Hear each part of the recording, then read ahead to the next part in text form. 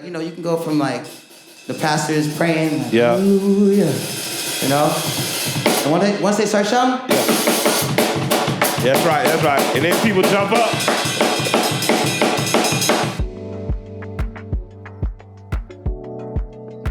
How y'all doing?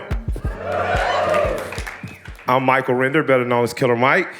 I'm Anderson Paak, better known as Anderson Paak. We both sing and dance for a living.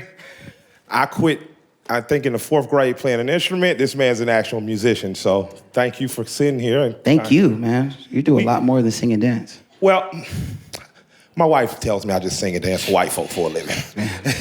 So lucky. We're happy to be here today, and they didn't give us a particular subject to talk about, so I'd like to talk about what it means to be a music in this new millennium. To be a musician in my life while I was younger, being a rapper, you were kind of first told you weren't a real musician because all you did was scat over beats. And then I said, but jazz guys do that. So how is that not music? And then they said, well, you don't play any instruments. I say, well, Reagan took all the instruments out of schools, so we learned how to use drum machines. And you're a little younger than me, but you actually fell in love with music. You actually play music. So for me, being a musician has always kind of socio-politically been attached to being a voice, because young people were just, everyone was kind of overlooking us. So we kind of found a voice in rap, but you actually play, and you didn't come up necessarily doing the drug era in the 80s, in the mid-80s. So what has music meant to you, and what does it mean now? I mean, I guess we're like the spoiled babies of that whole generation that came after. Like when I was coming up, there was nothing cooler than a rapper, And I was just a part of that like MTV generation. My mom worked a lot, so I was home a lot watching TV. So I just remember watching like all these things happening at once, like Nirvana coming out, then Snoop and Dre, and like, just the most like creative videos and music. And I think it was like, like the 80s hair metal thing was kind of over, and there was like a whole wave of new music coming out, and I was just there watching it, and I wanted to just be Michael Jackson, then I wanted to be, Snoop Dogg, then I wanted to be, I don't know, Genuine, Chris, it was a lot of different things going on. But once I got a hold of the drums and I started playing drums, that's when I was like, okay, this is what I want to do. I want to be a musician, and I wanted to do that all the time. Where did you play drums? I'm from the South, so the best drummers were always in these little small churches with no air conditioning. And it'd be like a family of musicians would come, and usually you'd get up and sing a stupid record, and then they come back like the Jackson 5. They'd have a drummer, lead singer, and bass guitarist. You're like, shit.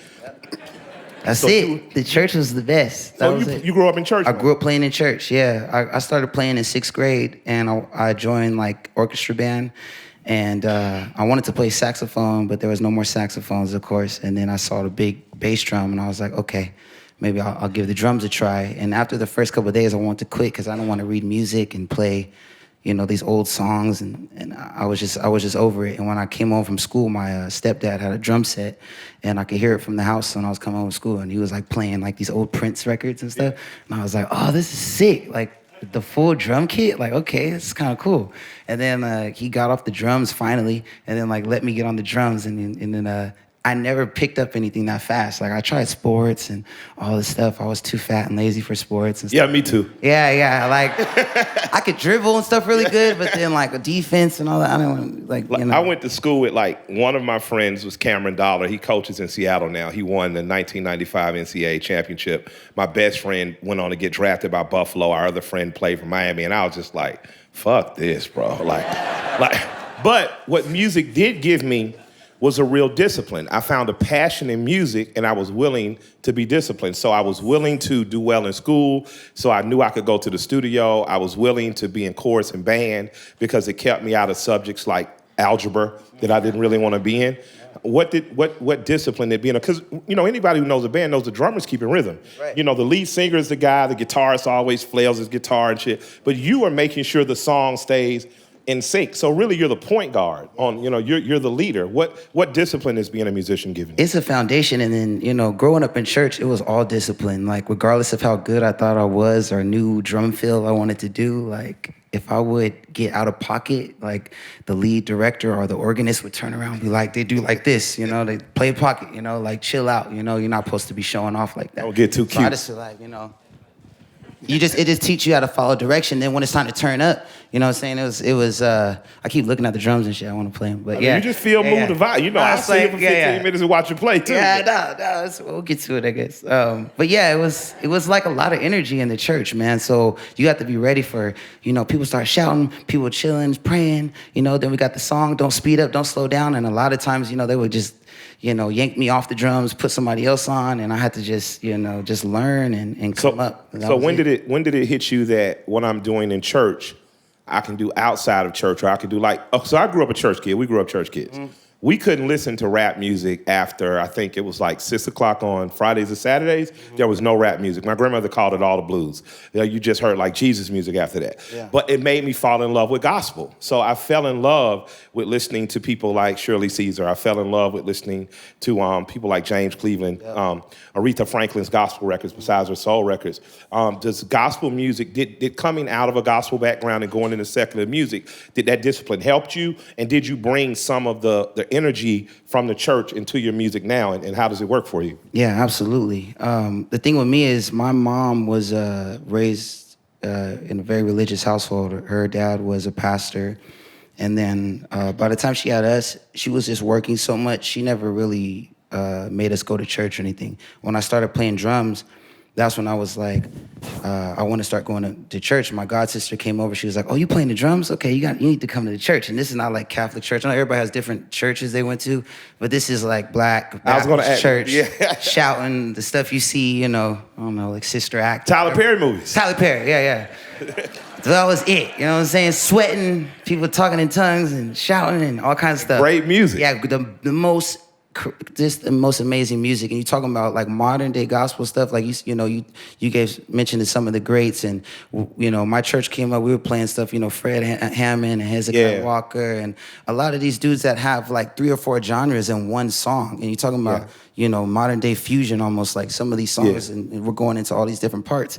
And that was the energy, and playing these complex songs really helped me when I ventured off into like playing more funk or jazz stuff. I didn't really know much about that, but everybody would say, you got the energy, you got the feeling, and I don't know if that was something that could be taught in a formal school or anything. I think the kind of the funkiness and the soulfulness, a lot of it comes out of the church. Like when you hear Aretha, you can tell that her voice is anointed, as the old people say. You knew that she brought, like when I listen to Curtis, I know that he was exposed to like these small little Black Baptist and Pentecostal and holiness churches have produced some of the greatest musicians. And small Southern religious people are all the same, no matter their color a lot of times.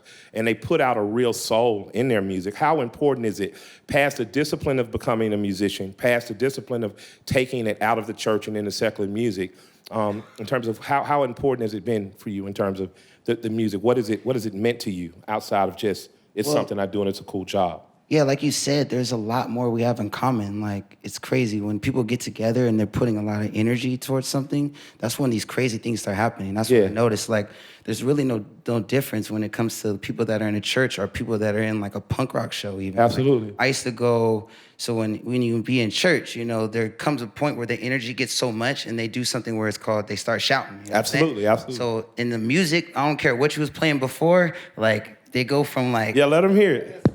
It picks up. You guys are getting for a treat. You ain't even got to give us no money at the end like at church. I'm just going to show you, because, like, I realized it's, like, how close it was together. Like, you can go from, like, the pastor is praying, like, hallelujah, And once they start shouting. That's right. And then people jump up. And then I go to the punk rock shows, and, like, when the energy start getting crazy, they start running in a circle. How's the slap? They start playing. That's right.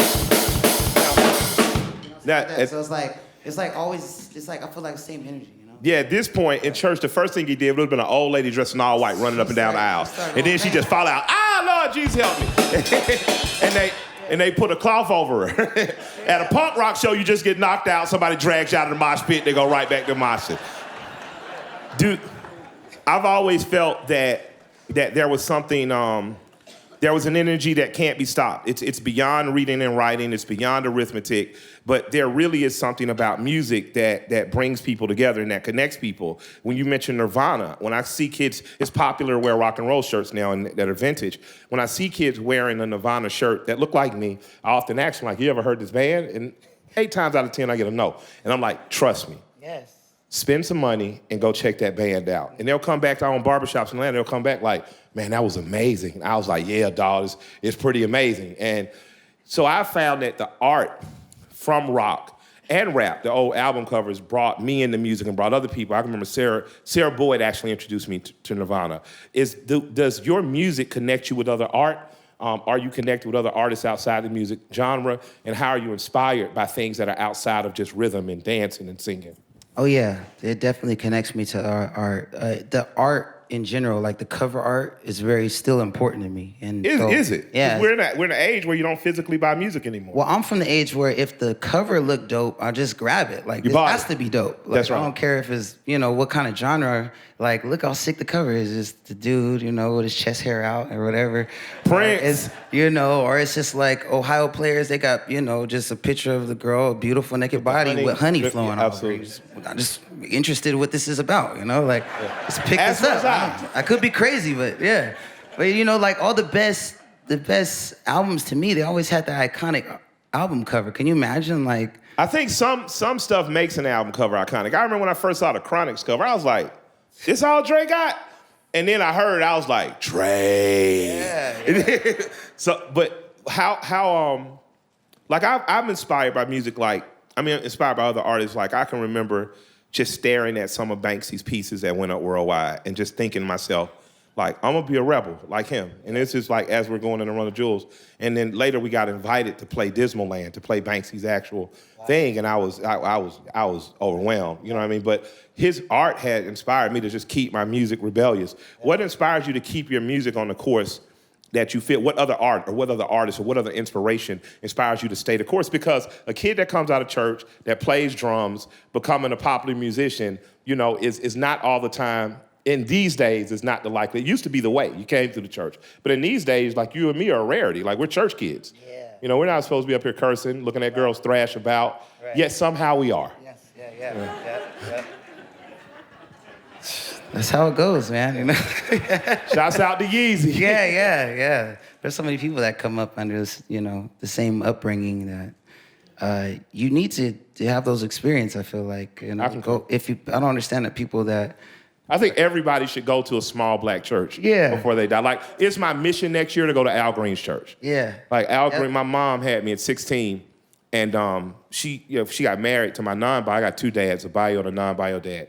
She married my non-bio dad, so my grandmother was like, you guys go figure out how to be married. I'm gonna keep this little kid. And I stayed with her, of course, and my mom left me her record collection. No. So I got left Curtis Mayfield, Confunction, Ohio Players, and I could remember I'd play Al. And it just felt like literally the music that I was hearing at my grandmother's church, but somehow cooler, right? And that's before I knew Al had actually come out of church. And then he got, of course, it was a tragedy happening. He went back to church. But one of my missions is to go to his church just to watch him sing. Who do you like out of...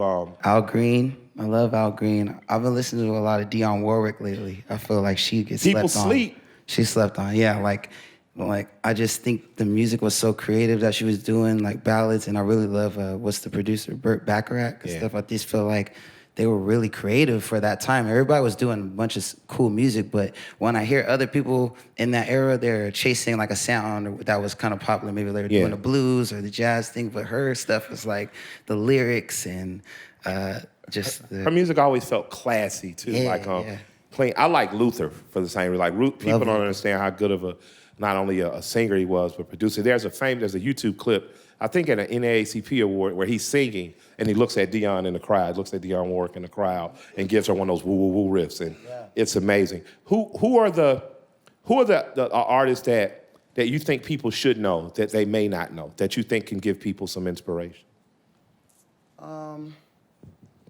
Old or young, doesn't matter, Yeah, I don't know. This is probably a really savvy crowd, I don't know.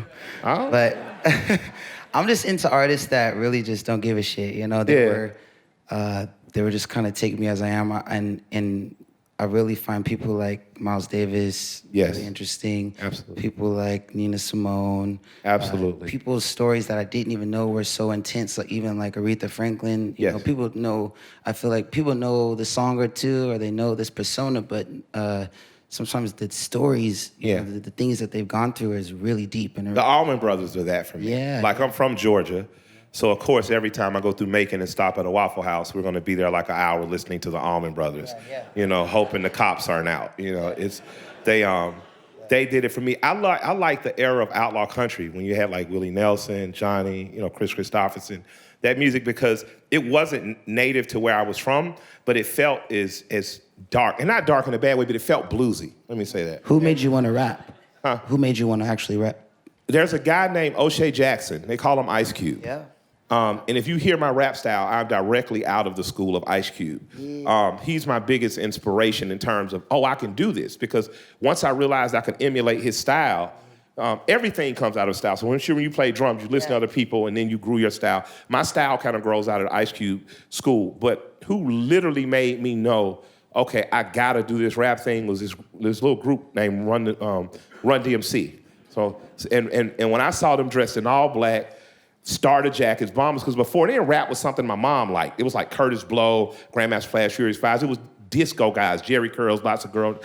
All of them looked like drug dealers almost in a like wild, fantastic way. And my mom drug dealer, like when everybody was silking. But Run DMC looked like the guys I went to school with. And I was like, I'm gonna do this. I remember telling my third grade teacher at 9, my fourth grade teacher, I was 9, 10, I said, I'm gonna be a rapper, Miss Ely. And she was like, you're too smart to rap. Learn how to fly planes. So I went and learned how to fly planes at 16, and I came back and was like, nah, that ain't for me, Miss Ely. I like this rapping thing. What made you want to get into it? Rapping?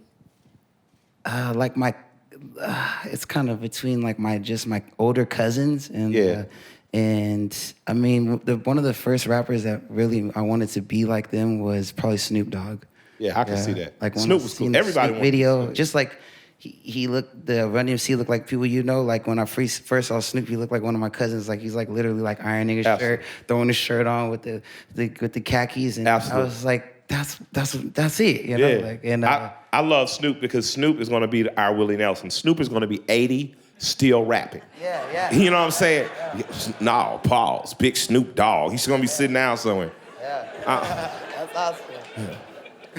I think a guy that doesn't get his credit is Scarface. Scarface, from a moral standpoint, the morality and the humanity in his raps.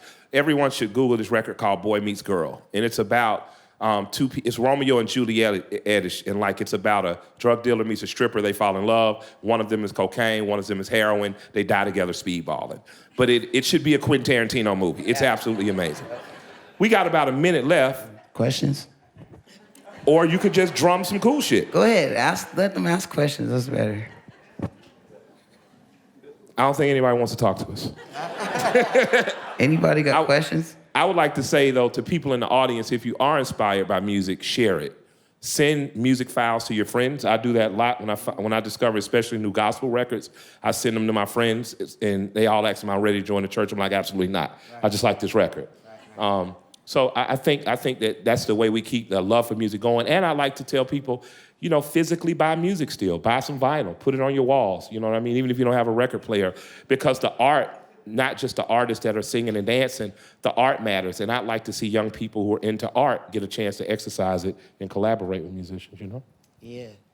Do you think it'll ever, like, get back to... Physically buying records? Yeah. Yeah, after the company shut everybody's shit down. You know, But do you think it's up to the artists to just make it their product exclusive and just be like, all right... Well, I drive old schools like Currency, so I still buy CDs. Right. All right. That's our time, guys. Thank you so much. I appreciate it.